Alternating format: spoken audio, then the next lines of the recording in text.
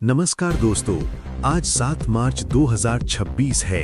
केवल 10 मिनट में असम की 50 बड़ी ताज़ा खबरें देखने के लिए हमारी इस वीडियो पर नजर बनाए रखें। खबरें शुरू करने से पहले अगर आपने अभी तक हमारे ताज़ा न्यूज़ चैनल को सब्सक्राइब नहीं किया है तो सब्सक्राइब करें। इस वीडियो को लाइक करना ना भूलें और कमेंट में बताएं कि आप असम के किस जिले से हमारी न्यूज़ देख रहे हैं। तो चलिए देर ना करते हुए एक नजर डालते हैं असम के जिलों की 50 ताजा खबरों पर। नॉन स्टॉप फटाफट। नमस्कार, आज 7 मार्च 2026 है और ताज़ा खबरों और सुर्खियों के बीच असम से जो राजनीतिक तपिश आ रही है वो अब सीधे इस स्टूडियो तक पहुंच चुकी है। बिल्कुल एक न्यूज़ बुलेटिन की तरह अगर आज हम बात करें तो असम विधानसभा चुनाव 2026 का बिगुल पूरी तरह से बज चुका है। रैलियों पर शोर है, गठबंधनों की सुगबुगाहट है और बयानबाजी, मतलब बयानों के तीर तो ऐसे चल रहे हैं कि क्या ही कहें। जाहिर है चुनाव जो है। हाँ, तो आज की इस खास और गहन पड़ताल में हम बिल्कुल एक न्यूज़ रूम के अंदाज में उन खबरों की तह तक जाएंगे जो असम का भविष्य तय कर रही हैं। हमारे पास आज अखबारों और रिपोर्ट्स का एक बहुत बड़ा स्टैक है। काफी सारे सोर्सेज हैं आज। बिल्कुल। हमारा काम सिर्फ चुनाव से पहले बन रहे गठबंधनों, दावों और जमीनी हकीकत को निष्पक्ष रूप से समझना है। तो चलिए इसे समझते हैं। आज मेरे साथ हैं हमारी विशेषज्ञ जो इन उलझे हुए सियासी धागों को सुलझाने में मदद करेंगी। शुक्रिया। इस अहम चर्चा का हिस्सा बनकर मुझे बहुत खुशी हो रही है और सुनने वालों को मैं बता दूं कि असम का ये चुनाव केवल सत्ता का खेल नहीं है। बिल्कुल नहीं। अगर हम इसे बड़े परिप्रेक्ष्य में देखें तो ये राज्य के अगले कई दशकों की दिशा तय करेगा। एक ऐतिहासिक मोड़, जिसे हम वाटरशेड मोमेंट कहते हैं, वो साबित होने वाला है। और हमारा मकसद यहाँ सिर्फ इतना है कि अखबारों और रिपोर्ट्स के डेटा के आधार पर एक तटस्थ विश्लेषण सामने रखा जाए। तो बिना किसी भूमिका के सीधे खबरों के इस भंवर में उतरते हैं। सबसे पहली और बड़ी खबर जो पूरे राजनीतिक परिदृश्य को बदल रही है वो है विपक्ष का नया महागठबंधन। हाँ, ये बहुत दिलचस्प है। ताज़ा रिपोर्ट्स बता रही हैं कि कांग्रेस, एजेपी यानी असम जातीय परिषद, सीपीआईएम और एपीएचएलसी ने भारतीय जनता पार्टी को चुनौती देने के लिए एक संयुक्त अभियान की घोषणा की है। अब जो लोग असम की राजनीति को समझते हैं वो जानते हैं कि एजेपी जैसी क्षेत्रीय पार्टी और सीपीआईएम का एक साथ आना, मतलब ये कोई छोटी बात तो है नहीं। बिल्कुल नहीं। अगर हम इस गठबंधन की रणनीति को समझे तो ये महज कुछ नेताओं का एक साथ मन साझा करना नहीं है। तो फिर क्या है? देखिए, विपक्ष का मुख्य लक्ष्य सत्ता परिवर्तन और नई नीतियां लाना है। असम में हमेशा से ये देखा गया है कि जो एंटी इनकम्बेंसी का वोट होता है ना, सत्ता विरोधी लहर, हाँ वही, वो अक्सर कई छोटे छोटे क्षेत्रीय दलों में बंट जाता है। कांग्रेस और एजीपी जैसी पार्टियों को ये गहराई से समझ आ गया है कि जब तक वोटों का बिखराव नहीं रुकेगा सत्ता परिवर्तन नहीं हो सकता। इसीलिए वो अपने मतभेदों को भुलाकर एक साझा अभियान पर फोकस कर रहे हैं। पर यहीं पर तो एक बड़ा ट्विस्ट आ गया है कि तस्वीर दिखा रहा है और दूसरी तरफ न्यूज़ की एक ब्रेकिंग रिपोर्ट ने रातों रात सबको चौंका दिया। अच्छा, विधायकों वाला मामला। बिल्कुल। खबर है कि चुनाव से ठीक पहले कांग्रेस के 3 मौजूदा विधायक पाला बदलकर सत्ताधारी भारतीय जनता पार्टी में शामिल हो गए हैं। ये कांग्रेस के लिए एक बहुत बड़ा झटका है। वही तो, चुनाव से ऐन पहले इस तरह के दल बदल का इसका क्या असर होता है? क्या ये सिर्फ 3 सीटों का नुकसान है? नहीं, इसे सिर्फ 3 सीटों के अंक गणित से मत देखिए। जब चुनाव से ठीक पहले नेता पाला बदलते हैं तो इसका एक बहुत गहरा मनोवैज्ञानिक असर पड़ता है। मनोवैज्ञानिक असर मतलब कैडर्स पर? हाँ, जमीनी कार्यकर्ताओं पर। जो सत्ता पक्ष है वो इसे एक बड़े नैरेटिव की तरह पेश करता है। भाजपा नेता इस बात को विपक्ष के घटते जनाधार के रूप में दिखा रहे हैं। वो जनता से कह रहे हैं कि देखिए, जब इनके अपने नेता इन पर भरोसा नहीं कर रहे तो आप कैसे करेंगे? ये तो है। और वहीं कांग्रेस के लिए ये सिर्फ सीटें बचाने की नहीं बल्कि अपने ही कुनबे को टूटने से बचाने की लड़ाई बन जाती है। और शायद इसी डैमेज कंट्रोल के लिए, मतलब कार्यकर्ताओं में जोश भरने के लिए कांग्रेस ने बहुत फुर्ती दिखाते हुए उम्मीदवारों की अपनी पहली सूची भी जारी कर दी है। हाँ, द टाइम्स ऑफ इंडिया की रिपोर्ट है ना इस पर। कांग्रेस ने 42 उम्मीदवारों के नाम घोषित कर दिए हैं और सबसे ज्यादा सुर्खियां बटोर रहा है गौरव गोगोई का नाम, जिन्हें जोरहाट सीट से मैदान में उतारा गया है। गौरव गोगोई एक बहुत बड़ा चेहरा है। हाँ, लेकिन इस पर भाजपा का पलटवार भी तो उतनी ही तेजी से आया है। जाहिर है। द इकोनॉमिक टाइम्स ने असम के मुख्यमंत्री हेमंत बिस्वा शर्मा के बयान को छापा है। मुख्यमंत्री ने कांग्रेस की सूची को वंशवादी राजनीति या कहें परिवारवाद का ताजा उदाहरण बता दिया है।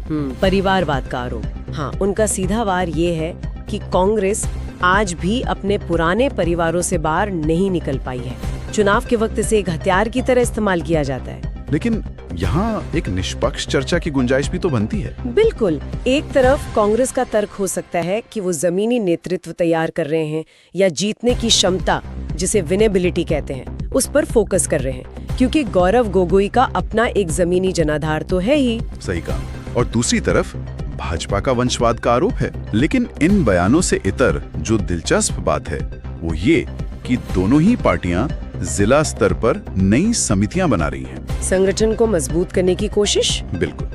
बूथ लेवल मैनेजमेंट पर दोनों का पूरा जोर है, क्योंकि चुनाव आखिरकार बूथ पर ही लड़ा और जीता जाता है। सही बात है। लेकिन जब बात असम की आती है ना, तो जमीनी संगठन के साथ साथ पहचान की राजनीति को कोई नजरअंदाज नहीं कर सकता। ये तो असम की राजनीति के केंद्र में है। और जैसे ही पहचान की बात होती है, CAA यानी नागरिकता संशोधन अधिनियम का मुद्दा सबसे ऊपर आ जाता है। द न्यू इंडियन एक्सप्रेस की एक ताजा रिपोर्ट है जिसमें बताया गया है कि CAA के तहत एक महिला को नागरिकता मिली है।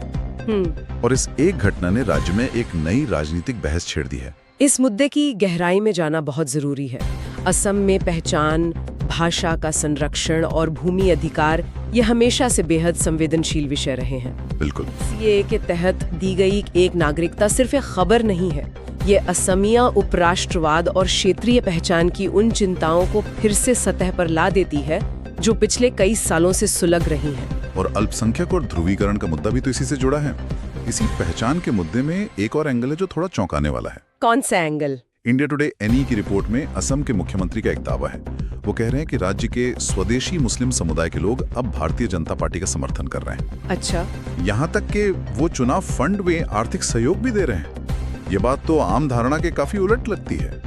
देखिए, असम में स्वदेशी मुस्लिम और बंगाली भाषी मुस्लिम के बीच एक स्पष्ट लकीर खींचने की राजनीति काफी समय से चल रही है। सत्ता पक्ष का ये दावा इसी नैरेटिव का हिस्सा है कि उनकी नीतियां अल्पसंख्यक विरोधी नहीं हैं। वो सिर्फ घुसपैठ के खिलाफ है, ऐसा उनका संदेश है। बिल्कुल।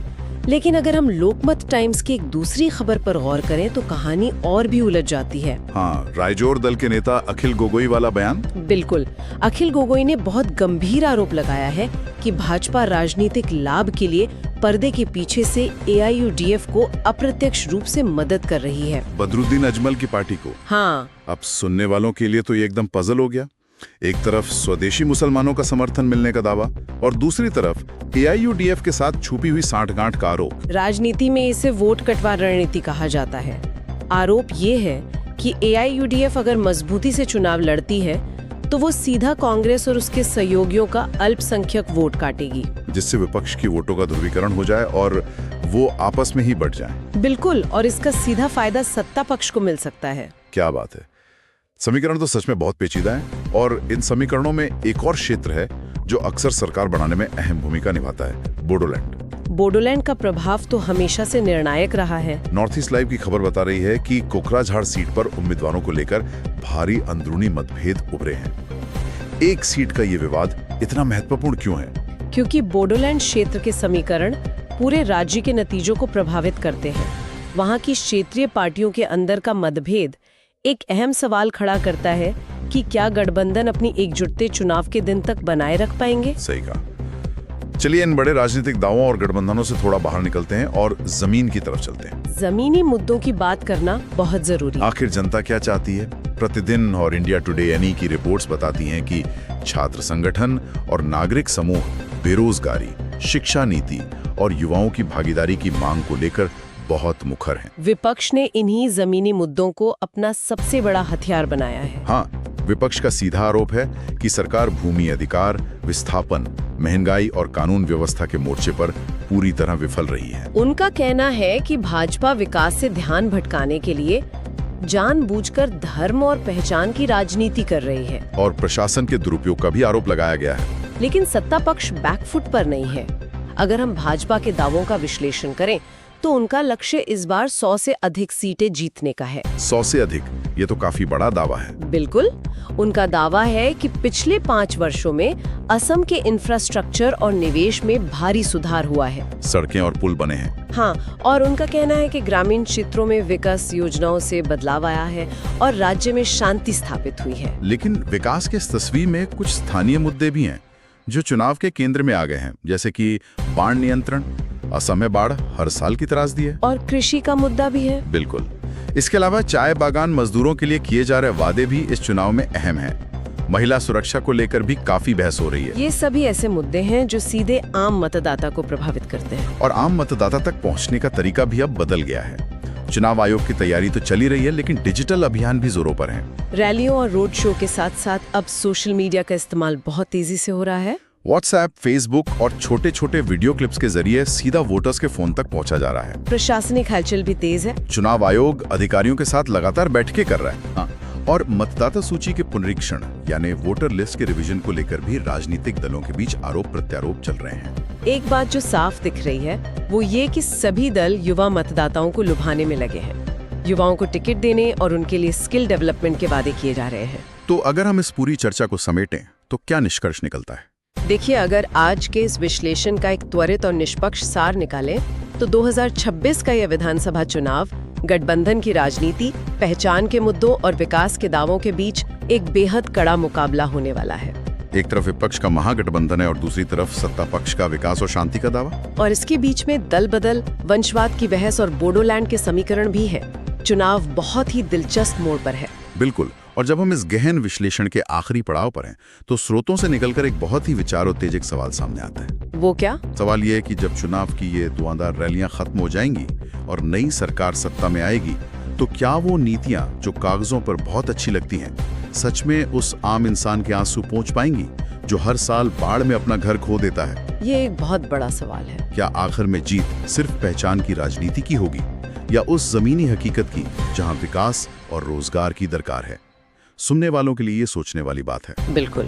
इस निष्पक्ष पड़ताल में शामिल होने के लिए बहुत बहुत शुक्रिया। ज्ञान और विश्लेषण का ये सफर आगे भी ऐसे ही जारी रहेगा। नमस्कार।